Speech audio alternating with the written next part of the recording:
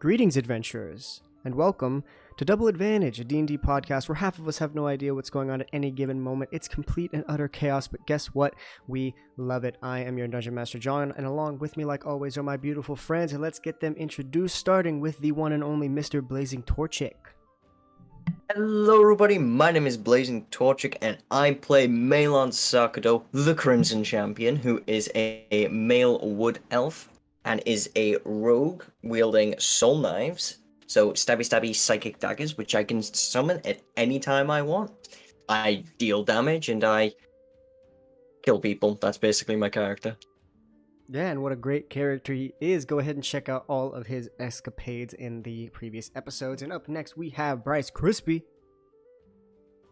Guys, BryceKrispie 4 here. I play the character of Volstagg, the half-orc druid. You can catch me wild shaping into all sorts of critters and trying to cast spells, even though sometimes I don't get to. Yeah, it's situational for sure for you, but you'll get the hang of it. Don't you worry about that. And last but certainly not least, we have Mr. Big Wave himself, Datsunami. Hey, yo, what is going on, you guys? Yeah, I am playing Arias Scald. I am the cleric of the group. I like to keep these boys alive and set off some radiant damage myself that has been given to me from my patron, the Dawn Father. Yes, sir. And you can find all of their links down below. They are all out here doing some amazing things. Go check out their YouTubes. Go check out their Twitters. Go check out their Twitches. It's a fucking fantastic little time. And before we get into the next episode, let's go ahead and shout out the artists of the show, Mitch, Ninja, and Renny, Texas. Go give them some love and support because without them, this would not be possible. So go ahead and check their links down below as well. And last but certainly not least, the continued collaboration with the lovebracelet.org, helping to fight against domestic violence. Go ahead and use coupon code ADVANTAGEDOUBLE for 30% off your purchase. And if you go ahead and grab a bracelet, send it our way or retweet it, and it'll be an excellent time. So, with that being said, any announcements from any of you guys? Nope. No, I'm all good. Shoot. Alrighty. Let's go ahead and get into the next episode of Double Advantage. When we last left off, the Lightbreakers began their journey through Kimball Valley in order to meet with Buksabi's sister, Andala. Along the way, they smelt fire and ash, and Volstagg's natural instinct kicked in, and he booked it towards the fire. He summoned forth his druidic prowess and unleashed a tidal wave upon the burning embers, extinguishing the flames. He saved the house of a wood-elven woman known as Feyfira Tritara, a scholarly ranger who happened to be a crackshot with a bow. As thanks for saving her abode, she offered them a home-cooked meal and guidance through the forest, a shortcut allowing them to reach their destination more effectively. They set out the next morning, and by the end of the night, they were slaying panther-like creatures known as displacer beasts. And after the dust had settled, they rested up and traveled for the next few days, eventually reaching the plains once again. They said their goodbyes to Faye, hoping to see her once more. And with that, Lightbreakers, you've begun making your way towards the city of Zota, and the forest slowly begins to disappear over the horizon. What would you like to do?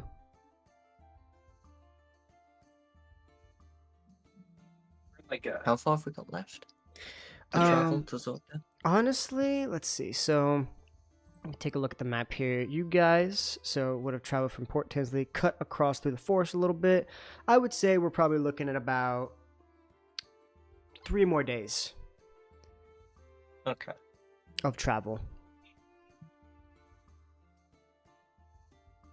And this is more of like a plains type area now. Yeah, now you've once again entered into like Kimball Valley proper. Like the terrain you experienced, the first couple of hours traveling outside of Port Tinsley. It's relatively flat, couple of hilly areas here and there. And you're now kind of making your way back through. Eventually, you will come back into contact with like the trade path that you were traveling beforehand. But as of right now, you're kind of just traveling on like untouched land. And it's morning or Can't remember. It would be. I would say it's like mid-afternoon. Mid-afternoon, okay. Maybe like 2-3 o'clock.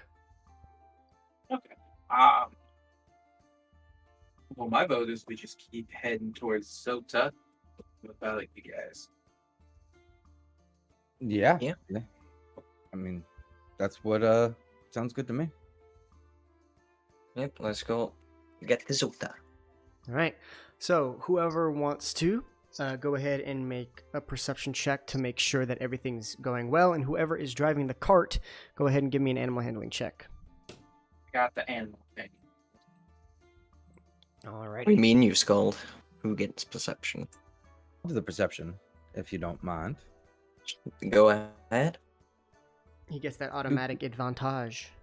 Got that advantage, and it's a 21 for me. All right, I got 21. 26. 26. The horses at this point in time are now accustomed to you.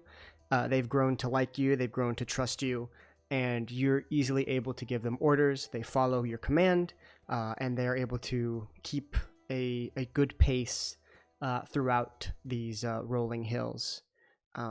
So there's no problem there. You do have a good pace. It's not like they're, not obeying you and they're acting up. It's all going smoothly. Perception-wise, it's a relatively flat land around here, so you can pretty much see for miles upon miles. So you feel as if something starts to become a problem for you, you'll see it way before it becomes a problem for you. But right now, you don't see anything. So, with that, eventually you guys will travel the rest of your time for the day, and you do end up making it back onto the trade path. So you do feel a little bit safer now that you're kind of not just like out in the open. And eventually it does turn to dusk.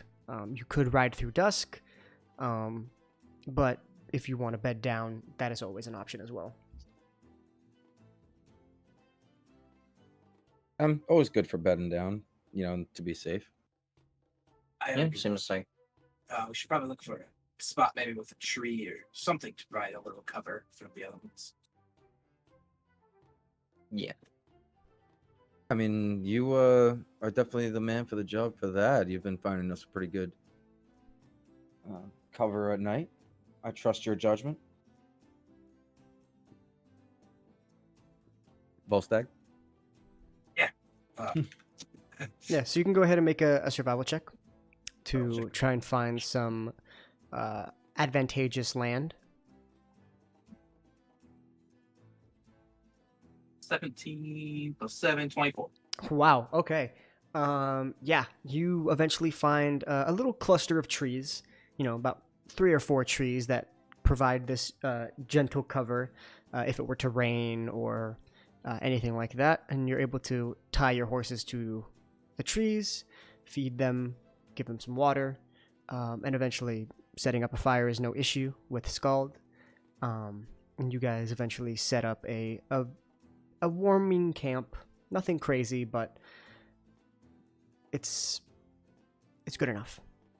So, with that, you guys, I assume, begin to eat some rations, unless you want to go out and try to hunt something. That's totally up to you. Rations is fine. Yeah, rations should be good.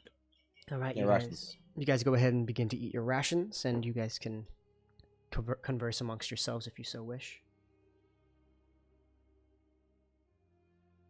It's probably about another 2 days to Zota. Do we have a plan of how to find Datsunomi's sister once we get there? Well, I do slightly know. I mean, obviously, I know what she looks like, so can at very least go for that. But I do think I remember the area of which she lived. It shouldn't be too much of a task, I would think. You do remember, now that thinking about this, Buksabi did give you a package with her address on it. Okay, so we do. Yeah. Okay. Makes things easier. Yeah. How are you doing over there, Sakuto? The closer we get to Cal's sign, the more nervous I get. I could tell. I could feel it on you. Yeah, let's just hope that these boots do what they're supposed to, keep me nice and hidden. Oh, I mean, as long as they don't have, the ability to see through it. But Let's hope they don't. yeah, let's hope.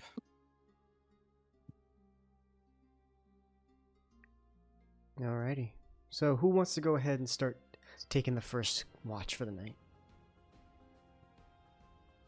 I can take first watch. Okay.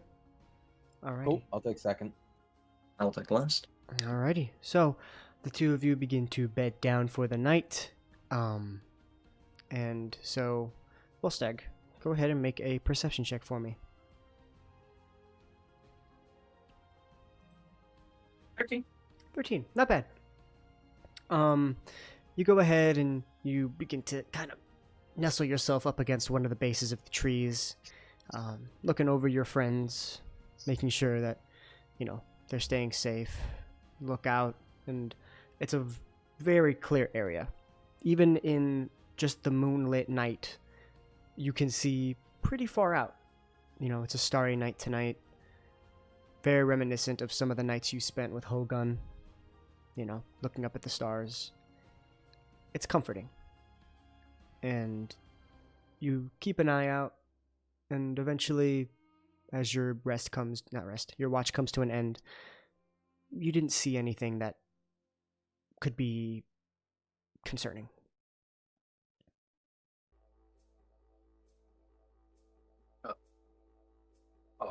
Wake Skull up.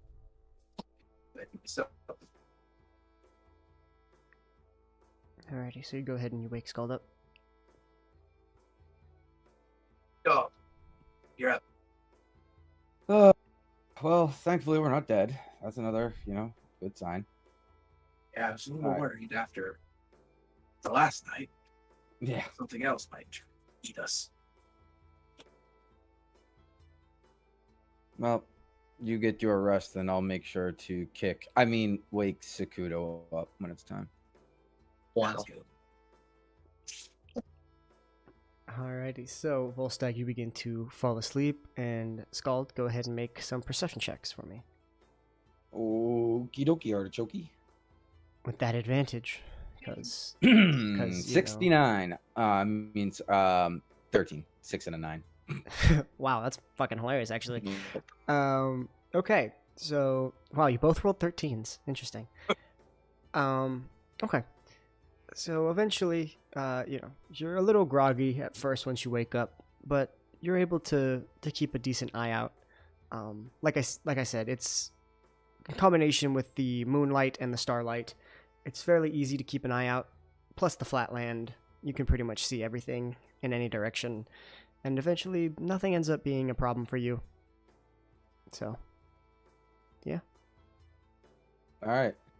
I'll go over and lift my foot, but then just put it back down and just be like, he's going through a lot right now. And I'll just kind of nudge him awake. That's a kudo. You're up, bud. Oh, I appreciate not getting a foot this time. I like to surprise you with it. If it's every time, then it's just not as funny. Yeah, I get you. Well, thanks for waking up. You get your rest now. That was fast. fucking Scald's got what's it called when people just fall asleep? Oh, Asleep. Ah, shit. yeah. The I wanted to Narcolepsy. Yes. That's not something to How joke you guys about, know but that? it's No. funny. But It's yeah. definitely funny in this instance. Fucking dude is just perpetually tired. Not like a light. Yeah, What can I me. say? he's gone, dude. This is me. You turn around and he's just fucking out. Just knocked. I don't think even a kick would wake him at this point. Okay, But you can so certainly try. No, I'm just kidding. Alrighty, so go ahead and make a perception check for me. okay. 7. Okay. Word. As you begin to sit down, kind of putting your back up to one of the trees, you keep thinking about how close you are to home and how after Sota, the likelihood of you encountering somebody from your home gets exponentially more likely, and it racks your brain, and that buzzing sensation that you used to feel starts to slowly creep itself back into your head. But before it fully takes over, you begin to see the sun rise, and it kind of pulls you out of that for just a moment. And eventually, while losing all track of time, realistically, you do eventually watch the sunrise, calms you down, brings this peace over you, and you kind of understand why Scald's got such a deep connection with the Dawnfather. The sun does have healing properties that can help alleviate, certain mental pains. It's refreshing. And eventually, the sunlight wakes you up, Scald. Very familiar sensation that you haven't really felt in quite a bit. Sleeping out on the ocean for a long time. It just gently caresses your face. It feels like a hand touching you to wake you up. Ooh woo. Ooh woo. Oh my god. And Volstagg, you wake up to this weird sensation next to your side. Like a rattling almost. And it kind of jolts you awake. What was making the rattling? You go ahead and you go ahead and look. Do I need to make a perception check or anything? No, you're good. You open up with a rattle. You open up your bag, and you can see that there is a freshly hatched rust monster in your bag. Oh no! Oh, I forgot about that. Yeah. Kill it. We should have ate it. You open your Guys, bag we and have a new friend. you look up, and it's just what do you get? Chunk it out. no. I'm still here. We good? Oh, okay. Okay. So I reach into the bag, pick it up. Okay. Make an animal handling check. I mean, this isn't an animal, but fuck it, I suppose. We have to kill 20? it, surely. Not a natural 20, but a 20. Okay. You pick it up. It's a little confused. But you pick it up and it's kind of just in your hand. It's a little bit bigger than Scheller is. The egg was pretty big. Mother now. Oh no, Mama Volstagg. This is not what we needed. I stick it and sock it in his face, be like, "Look at it." I just back up. Just that. Okay, that is a rust monster, right? Do we have any metal that it's gonna eat? Yes, our equipment. Yes, Volstagg. We should dispose of this thing before it becomes a problem. Kill it. It's a baby. It's a baby that can destroy our equipment. It's not going to be a baby one day. It's going to be fully grown. And then It's not what? a baby for much longer. We'll find someone who can take care of it properly when we get to Monster is in its name. Nobody wants that. I'm sure a circus or a zoo or some sort of Look, I don't vote for entertainment killing industry. it, but I do vote for just leaving it out here. It's not from around here. It would just die. That'd be the same as killing it. It's not our problem. But the blood's not on our hands in that sense, I would think. If we let it grow up, it could cause problems to other people. That's why Or we have us. to I mean, find us someone who can mainly. take I'm care worried. of it. Why would we take care of it? I've been around dangerous creatures my entire life. A little baby rust monster is nothing to worry about. I'm sure we have enough scrap to keep it fed until we get to Zota. You've been around natural things. Well, it did come from an egg scald. I would say that's pretty natural. Hey, look at it. It's cute. It just looks up at you and goes. It's just like kind of like you know how like when a dog does a little head turn, it's kind of like that. It's not cute by any means, but it's not as ugly as the adult. I fail to see how that is cute. In no way. In no way. We need to get rid of it. We'll get rid of it when we get into Zota. I will track someone down who can properly take care of the creature. You watch as it. So are you? How exactly are you holding it? Like Simba. You know how Rafiki holds Simba in the Lion King. Okay. I just. Okay. It begins to like kind of wiggle and like start crawling up your arm. That's okay. I kind of grab it. Ew. Put it Gross. back. Now, Gross. do you have any metal on you, Volstagg? Yeah. I have somewhere. I mean, Your weapon. for you, Volstagg, the only thing metal you have would be your scimitar. But like you personally, like kind of despise metal as well. So like you kind of resonate with this monster. It's like the squirt stick's probably got some metal on it. The squirt stick's made of glass. I am literally covered in Yeah. metal. Scald, Okay. just kind of stay away from it. I mean, I do have my Shield, short my swords. armor, my weapons.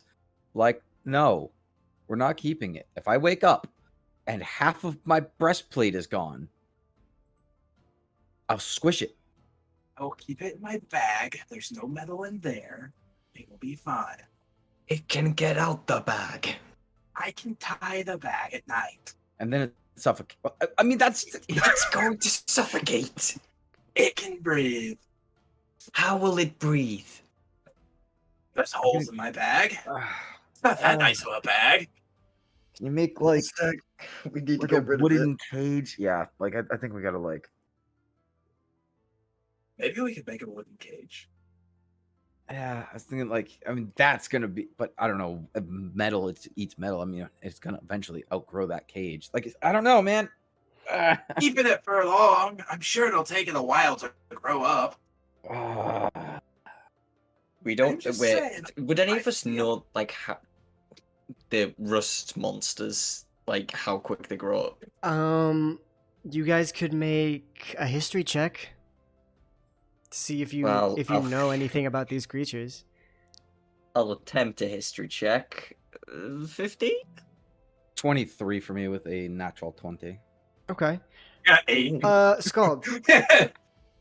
Scald, you through your studies and knowing that these are native to your climate, to your home, you do know that they grow relatively quickly, but it's not like it's gonna outgrow the cage in a day. Like, it's kind of like how dogs grow. Like, they grow faster than humans, but it's not like you're gonna wake up and it's gonna be twice its size. Okay. It's gonna take a little bit. You have some time.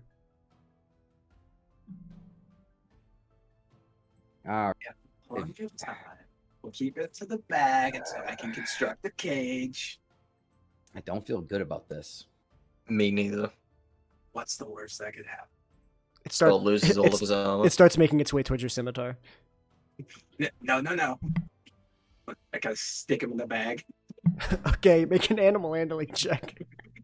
Does it eat anything besides metal? Like, how are you gonna feed this? 16. Okay.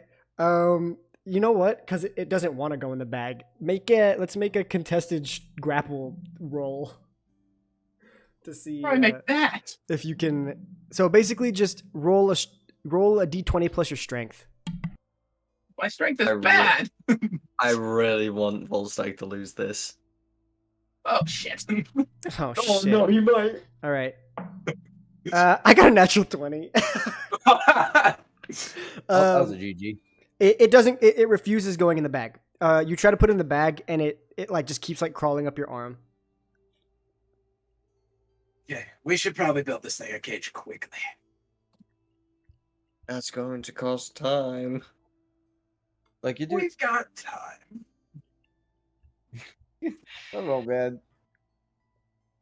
man. We could just kill it, and it would be over. Not everything needs solved with violence. It is literally a monster that eats metal, and Scald is Metal Man over here. I am. It is covered in misunderstood. How is he misunderstood? Misunderstood. You do know what you're looking at, right? That's just a little bug. As it's like crawling over my body. Yeah. Bug. Bearing in mind, we killed this thing's mother. Exactly. And father. And father. We are the reason for its predicament. No, correction. You are the reason for its predicament. Yeah. We could have We had to a do nice something omelet. with the eggs. Yes, we could have ate it or sold it. You wanted to eat that thing. Well, we don't know until we try. It would have been better than what it is right now. Exactly. And what it is right now is a problem. A problem we can solve by building a cage. Do you know how to build a cage? Not very well. Actually, I don't know. Do I know how to build a cage? Well, That would be survival, wouldn't it? it would be survival. You know how to build one. It's just a matter of can you build one?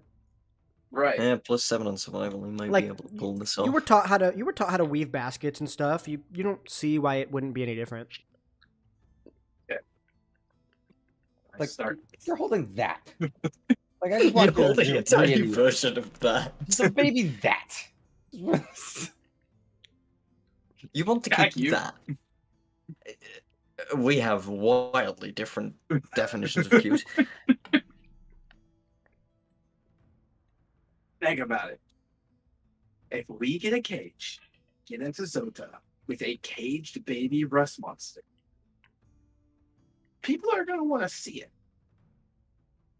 We can make some money off this thing. Getting mad at me for having metal. Like it's going to start really wanting to eat my stuff. We'll keep it fed. With what exactly? I haven't thought that far yet, but I do have some old fishing gear that I can use. I have steel hooks and lead sinkers. Are we really going to allow this, Scald? We have the majority. We do. But I mean, I'm just like holding it at Scald with like a smile on my face, like, look at the goofy bastard. You know, he's so happy right now. Look, I have a my mother. your mother. You're not a mother's. No. Trying to look in my I'm like looking through my bag right now, just like let me see what I got. Let me see what I Yeah, actually. I've got ball bearings, I've got a crowbar, I've got a bell, I've got daggers, hammer. Okay, so You we guys have have a lot of multiple metal. we have multiple crowbars in the center. Okay. To so- be fair, the ball bearings would be able to keep it fed. Well, I figured my fishing hooks would. I mean, they're little balls of iron. those are like really I was With gonna my say, ball bearings. But I'll buy I- you more.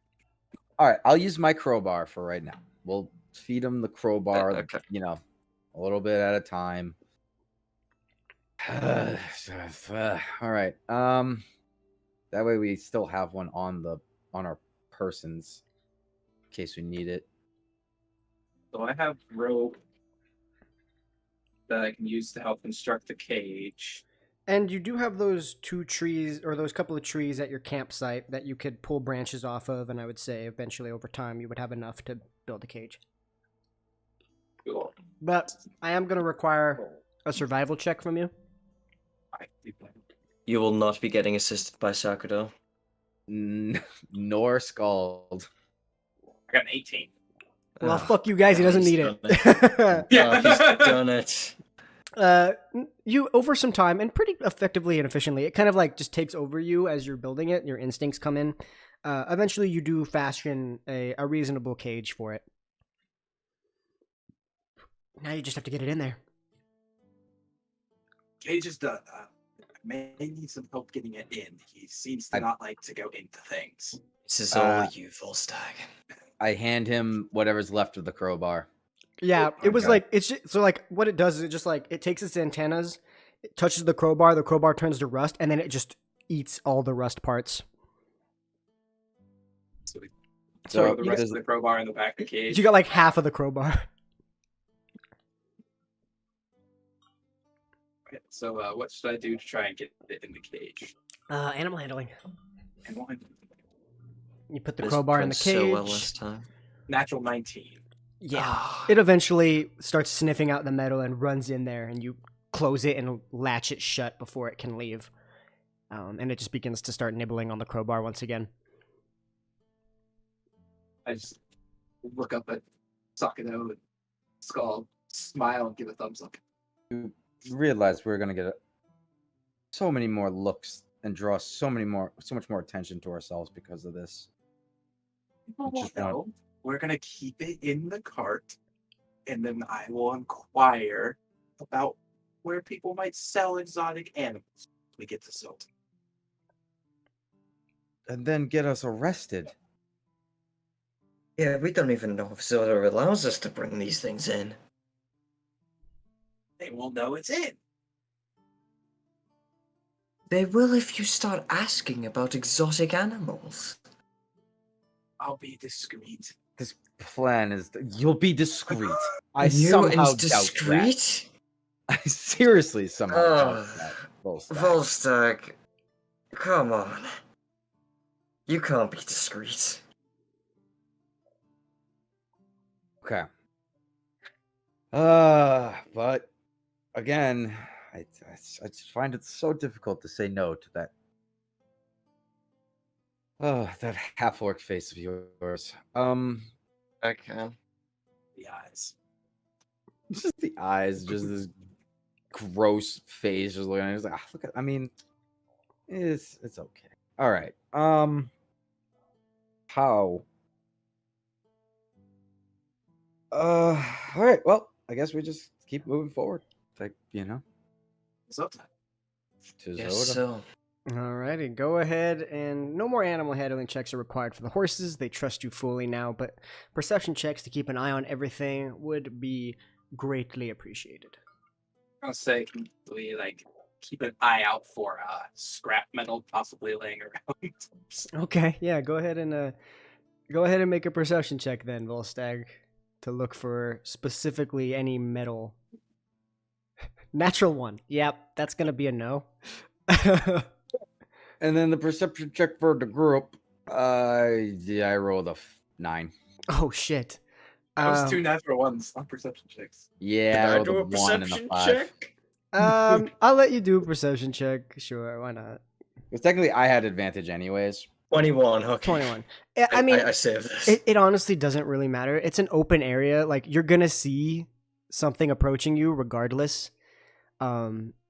It's relatively clear. There's nothing coming in your direction. You look behind you. There's nothing also coming behind you. It's clear. And eventually it does turn into dusk once more. For the sake of brevity, you guys are able to find a nice spot to set up camp. And you see Volstagg feeding little bits of metal to this creature. He really likes that thing, doesn't he? I mean, he's not going to want to give it up. He's already getting too attached. That's the problem. Yeah. If he comes up with a name, that's when no. if he names it, that's when we have a problem and we have to get rid of it. Because then that means he's fully attached. I say we get rid of it before he gets it a name. Sleep. He has a turtle already. Why does he need this? It's like, What if they fight? What if Shella kills it? He'll get very sad. What if it kills Sheller? Sheller's not going anywhere near it. We are keeping it in the cage. And we are going to sell it. You don't hear this conversation. You're not here, Volstagg. You guys did not say you were being quiet. That is true. You guys just started talking. I will have said that we need to get rid of it pretty quietly so he doesn't hear it. We were talking shit. He has a 19 passive perception. You'll never get anything by him. Everything. We are 20 miles away. He hears your fucking heartbeat. Like, damn, I forgot he can read our lips and shit. yeah, he can read your lips. Space away from him. Yeah, like literally, like just kind of do the coach clipboard thing, like put something in front of our face, like Both of your backs are to him. all right, but I mean, we can do something for him, though. You know, we don't have to take this away and then let's find him like a squirrel or something. He'd like a squirrel, right? Do we need more animals? No, we don't. But I'm just trying to think of like the parent approach. What do you do when you try to take something away from a kid? You just give them something to distract them, you know? I'm sorry, that was rude.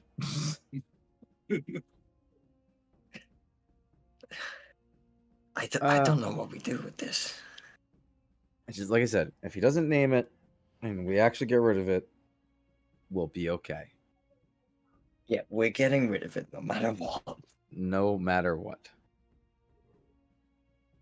All right. So, who wants to go ahead and take first watch tonight? I'll do it. Okay.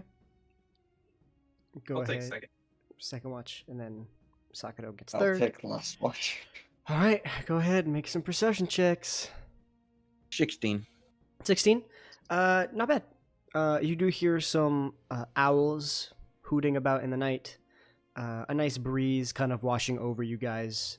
And other than that, it's nothing really is threatening you at the moment. You do hear the chittering and the... And I do think about just opening the cage and just letting it run. I sit there looking at it. It's like, what does he see in this thing? I mean, he does like animals, but it's not an animal. It's a monstrosity. But hey, to each his own. And I'll go over and I'll wake Volstagg up and like, yo, just so you know, it got out. It's gone. What? Oh, Make a deception check. oh, that is nasty. 7. Okay. Yeah, you, Volstagg, you wake up, you hear that, and you fucking see right through it. Yeah, like It's literally right behind me, still in the cage. Yeah, no, damn it. See, you can't even make the joke right, you stupid bug. And, well, all right. Your turn. All right. This fucking guy, dude. This guy needs to go to a doctor. Like, all right. Go ahead and make a perception check, Volstagg.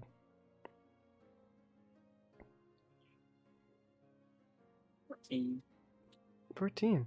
Okay. Yeah, it's relatively clear. Like I said, you do hear a couple owls. The breeze is nice. It begins to pick up a little bit as you guys go a little bit longer into the night. It starts to get a little bit earlier in the morning. And you hear the little rust monster begin to... And you can see that there's no more metal in its cage.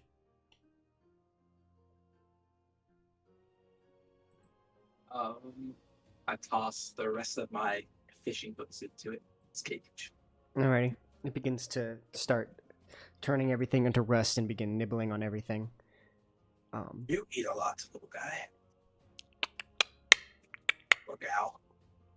Bug. Let's call you bug. Little bug.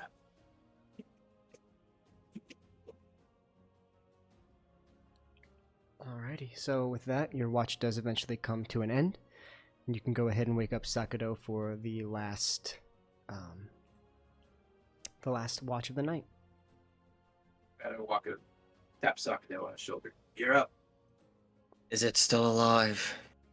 Yes. I walk over next to the cage, sit down, lean my back up against whatever's behind me, and pull my scimitar out, lay it on my lap, just kind of stare at him as I close my eyes to sleep. Alright. Alright, Sakado, go ahead and make a perception check. I could get rid of it right now. And this could all be over. Really can't do that to him. 15. Alright. And you keep a watchful eye out. You feel the breeze begin to slowly dissipate, starts to get a little bit warmer. Eventually, once again, the sun rising. A familiar feeling from last night. And it warms your heart, calms you down. And while you really want to just let it go, open the cage and have it be gone forever, you kind of shut that thought out of your head for now. And eventually, it is the morning time, and the two of you wake up to the sunlight gently caressing your face, and the next morning has been brought right in front of you. Start packing up and heading out. Alrighty. So for the next day, the last day of travel, go ahead and somebody make a perception check for me. To make sure that everything is alright. Make another perception check just to look for scrap metal. Okay. Go for it. 23 for general. I got a 10. You keep your eye out, Volstagg, and you don't see anything. Shit. And Scald, you keep your eye out, and you also don't see anything. Eventually, though, a couple hours into the travel, you do begin to see the visage of what looks to be a city in the distance. Oh. Seems we're arriving. I immediately cast Disguise Self. Alrighty, what do you disguise yourself into? Another wood elf. Like, it looks kind of like me, but I changed the color of the hair to like jet black, color of the eyes to a blue. Changed the facial structure a bit. Just nothing too drastic, but enough to make it so if you look at my face, it's not me. Okay. Do you change your outfit at all? Oh. No. Okay. I'll leave it as is. Alrighty, you guys watch as he kind of clicks the boots together, and this shimmer kind of wraps around him, and where Sakado once was is someone who looks kind of like Sakado, but not really. Like, is that Sakado? Nah, that's not him. Nah. You went similar? That's funny. It's different. It's different enough. The only thing that leads you to believe that it's him is the clothes. But that's because you know what he was dressed like beforehand. Okay. I was gonna say, I mean, usually you go pretty, not extreme, but make yourself a total different person. But hey, you look good. Thank you. They did point out it was the eyes that gave it away, so I figured that's the main thing I'd have to change. Eyes. Okay. Red eyes are rare, That's true. apparently. Oh, makes sense. And now all three of you have blue eyes. Do we? Oh, that wasn't even intentional.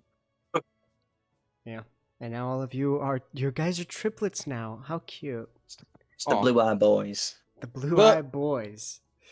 All right. So, after a couple of more hours, it's about late afternoon, probably 5 or 6, you do begin to approach the gates of Zota. you do see that standing standing in front of this giant like wooden gate are a couple of guards that are kind of holding watch there. So you begin to reach the wooden exterior gates of the city of Zota. This is not the first time you've seen guards kind of posted. Other towns have kind of had guards here and there, and in Ataro, there's not really guards. Everybody was kind of just like fending for themselves type of thing. But you are now in like a completely different like country, more or less. This is a place run by a completely different thing. Ataro was its own like separate things. All the deserts are their own separate like entities run by their own governments. They're not really a part of anything together. But right now you guys are currently in what is known as the Thorian Empire, which is run by a king and is pretty much its own, like, I guess it would be its own country. But so there are the guard presence here, kind of like how there was a little bit of some guards in Coastline and Una Lost, which is also a part of the Empire. And you see these guards. Go ahead and I guess all of you make a history check for me. Okay. 14. 16. 21. Okay. So Sakudo and Volstagg, you guys grew up on this side of the continent. You grew up in technically what's known as the Empire, even though Kaoseng is not technically recognized by the Empire as an official city or town. It's more like a village. And Volstagg, you grew up in the hermit life. So you guys would know that the guards of the Empire are known as Thorn Guards. And through your readings and your education, Scald, you would also know them to be Thorn Guards. Okay. And you can see that on their breastplates are it is a red rose with the thorns on the vine kind of prickling out. Every rose has its thorn. But yeah, so as you begin to approach, one of them who currently has a long sword strapped to the back has a helmet on but takes it off, and there's this kind of blonde hair that's kind of pulled back into like a ponytail, like a military ponytail, not like a full-blown ponytail. And he begins to walk up and he says, "Halt, who goes there?" Hail. We are a traveling group. We are coming to meet a significant person in town that we have a package for. And he looks you up and down, and he walks up. He says, "A man of the cloth, I presume." Yes. Well, Dawnfather. Well, I thank you for your service. These your companions? These are my friends. Well, any friends of a religious man are welcome here. So please, make yourself safe and don't get yourselves into trouble. You'll never even hear from us again, I promise. So be it then. Open the gates. And you watch as, like, in a crank fashion, with just like a roller coaster incline, the gates begin to open, and you are allowed passage in. Yeah. The one with -1 charisma is the talker of the group. I mean, to be fair, though, it was mostly based on the fact that you're a man of the cloth. And no, that's true too. That's just funny. That helps. You don't really have to explain yourself much. Nope, it does help. How do I have the best charisma of the group? I don't know. What went wrong? I grew up in the woods by myself. That's true. And you're a rebel against your government. I grew up in a Yeah. church. A guy grew up in a church and a guy grew up in a mountain. Think about it. Yeah, you definitely have the most charisma there. Yeah. At least you grew up in a village. Like, you know what I mean? Ended up killing half of the government, but I still grew up in that village. Oh, Yeah, charisma means you're cool too, and that's a cool thing to do. Kill the government. I mean, wait, nope, that's a bad Nope. message. No. Bad Quote it, message. quote it. No. Quote it. No. oh. We do not support the killing of any government unless it's a bad government. And even then, we're not Don't kill it, just get them out. We're not condoning killing. Anyway, But D&D, guys. Yeah, back to the game. oh yeah, but in D&D, kill whoever you want, as long as it makes sense. But anyway, the gates do eventually close behind you. You kind of all have a bead of sweat kind of like formed at the top of your brow. So be lucky they didn't check the cart. Yeah, I was Yeah. So you No, begin that's to sweating. I was like, please don't check the cart. you begin to make your way into the city of Zota. It's a very nice city. It's very well kept.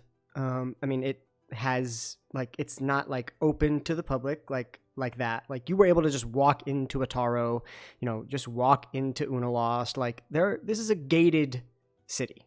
And so it's relatively well kept. Doesn't look dirty. Doesn't look like a crime syndicate. It's nice. A lot more, concrete and clay than, you're used to. Kind of reminiscent of Port Tinsley, but less boring. Tinsley was kind of like bland. This has a lot more life and like flavor to it. And you begin to make your way through the streets. Torches begin to start being ignited to kind of guide the city streets. And so now that you have the package, can somebody make an investigation check to find the home of Buksabi's sister? I mean, I can do that. Yeah. With the box with the address on it, I'll give you advantage because you know exactly what to look for. You just have to find it. Oh, okay. That's actually, I thought that was a 4. It's actually a 20 altogether. A 20 with a 4. Easy. Easy enough. After a couple of minutes, it's about a 30-minute travel from. This is a much bigger city. It's less big than Ataro, but it's much bigger than Tinsley was.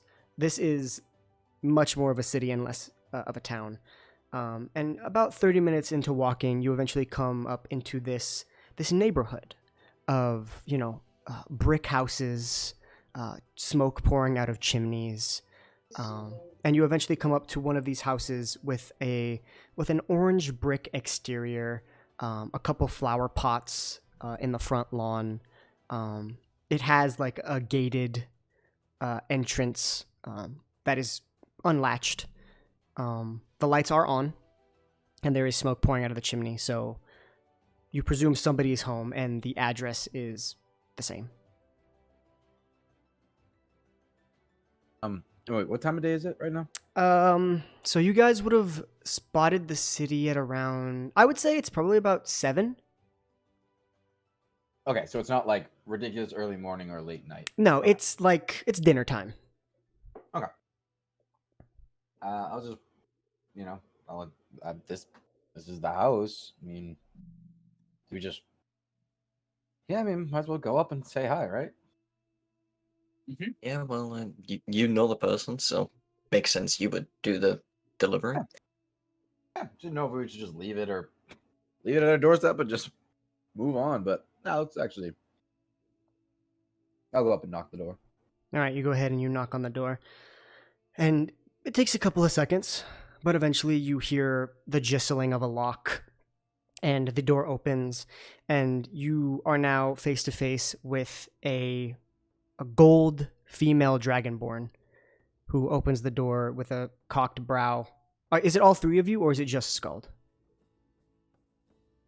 I'd say I walked up with Skull, but like standing behind him. Okay. I'm like there. All right. She opens the door, she cocks her eyebrow and says, "I'm sorry. How can I help you?" a friend of Buksabi, your brother. I am from Mataro, and I was coming over here with my friends, and Buksabi asked me to deliver this package here for you. I'm not Buksabi's sister. She's inside. Let me get her for you. Oh, but my mistake. No, it's all right. It's kind of looking skull. It's a dragon. Yeah, how'd you not notice that? Oh, I wasn't really. That was me just not paying attention. And you watch and you see as the Dragonborn leaves, the door's still cracked, kind of like hearing the name Buksabi starts to trust, and leaves, and eventually you see a Tabaxi woman. There it is. Very similar in color to Buksabi, a little bit lighter in the face. Instead of like a beige texture, or not texture, beige color, it's more of a white as it gets closer up to like the eyes and the nose. And she looks at you, and for a second she's confused, but then there's a flash of recognition in her eyes, and she says, "Skull, I did not know that you would be coming. How have you been? Please come in. You have friends as well." So good to see you. Yes, please come in. And she kind of like ushers you all in and closes the door behind you. I'm so sorry. We're in the middle of dinner. But is everything okay? Yeah, of course. Me and my friends were traveling from Ataro, and we were coming all the way out here, and Buksabi just asked me to give you a small package. Oh, so he's okay. Yes, absolutely. Arriving, you might even say. I was worried. I see you for the first time in years, and I think the worst, huh? So Shouldn't do that, you know? Well, I mean, I haven't heard from him in a little bit, so I got nervous. Please, sit down. Can I get you anything to drink? No, I don't know if we'll be staying for too long. We're trying to get to a destination, and my friend, well, let's just say we're not trying to cause too much attention. I understand. If you wish, we have a spare room if you would like to stay here for the night and not have to worry about inn fees. I'm up for it if my friends are up for it as well. I'm greatly up for that. Yeah, that sounds fine. Okay, and she goes ahead and she looks over back towards the kitchen area, and she says, "Nadia, could you come here, please?" And you watch as the Dragonborn comes back out from the kitchen area into the room, and she looks at you, Scald, and Undala says, "This is my wife, Nadia. You haven't met. We got together after I left home." The pleasure is all mine. Pleasure is mine as well. She comes up and she shakes your hand, big gold Dragonborn hand, and shakes yours. And you see Andala kind of like, for a second, like, "Oh my goodness, how rude of me. Give me one moment." And she walks back into the kitchen and comes back, and you can see that she is holding the hand of a small child, a half-orc child, who currently has a bit of food smudged up on his face. And she kind of picks him up. This is our son, Danok. Little dude? I'll ruffle his little head. He kind of like giggles. Hi. Well, I'm glad you found happiness out here. Yeah, well, after our parents passed away, I tried to find some solace in traveling around and trying to cope with it all, and eventually I ended up here.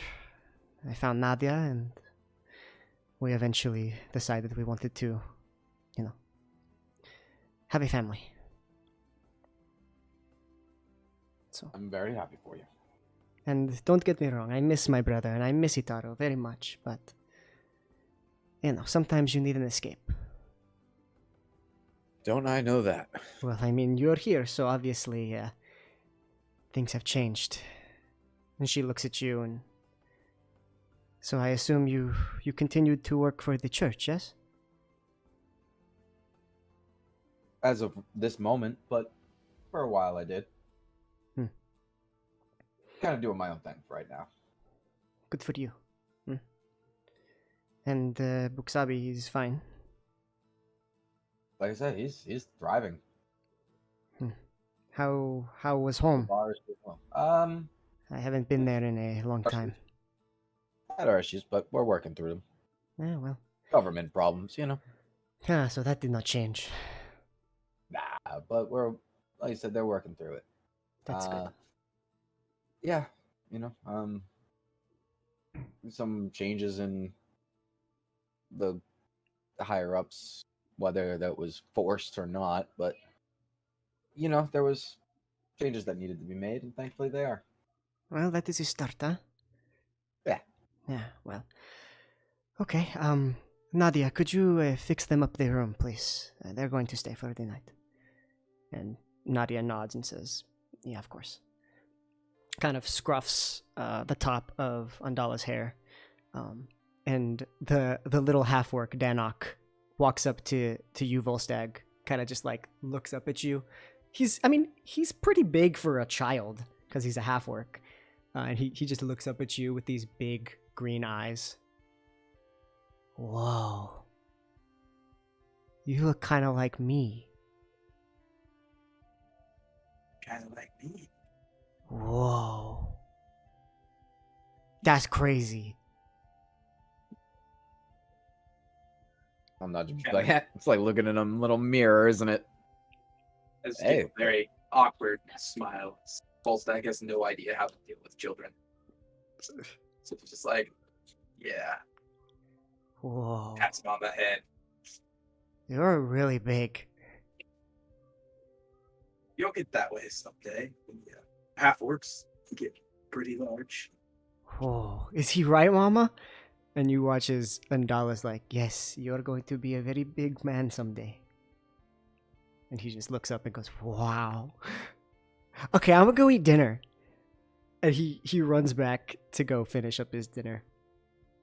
And Andala is like, I'm sorry about him. He's a very hyperactive soul.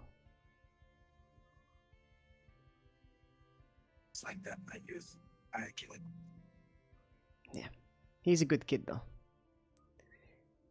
Anyway, you said you had a package for me. Yes. Yeah. I'll pull the package. Ah, yes. Thank you. I have not spoken to him in quite a while, so maybe this explains it. I don't know. But it's good to see you. Always good to see old friends. Well, if you would like, I can kind of rummage together the rest of what is for dinner if you are hungry. I mean, I don't want to burden you. We're just kind of dropped into your lap, so we can always just take care of ourselves. Well, if you need anything, please do not hesitate. It is good to have familiar faces in the house again. Appreciate your hospitality. And she goes in to give you a hug. Always accept. It's good to see you again. Alright, well, you guys enjoy, make yourselves at home, and how long are you to stay? In Zota, not long. This was mainly a pass through. Well, for however long you stay, you are welcome. And she begins to walk back into the kitchen to finish up her dinner. And with that, Nadia eventually comes in and tells you that the room is ready and at your disposal. And you walk in, and it has 2 beds, and that's it. I can sleep in the cart. Oh, no. Probably. Well, I think I should sleep in the cart just to keep an eye on it, if you catch my drift. Yes. Yeah, he really likes the horses, and I'll just look over at if she's still standing there. He just really likes the horses. He likes to keep them company, so he'll probably just stay out there. So, all right. Nadia, the Dragonborn's like, look, I don't judge. Yeah, we try not to judge him either. Yeah, good idea. Grew up in the woods, confined walls, not really my thing. Understandable. Well, to each their own. And she begins to walk back towards the kitchen. So, eventually, as the night dwindles down, Volstagg, you go ahead and you make comfort in the cart with your little rust monster friend, feeding him small bits of whatever you have left. And eventually, the 3 of you fall asleep for the night, for whatever is to await you the next day.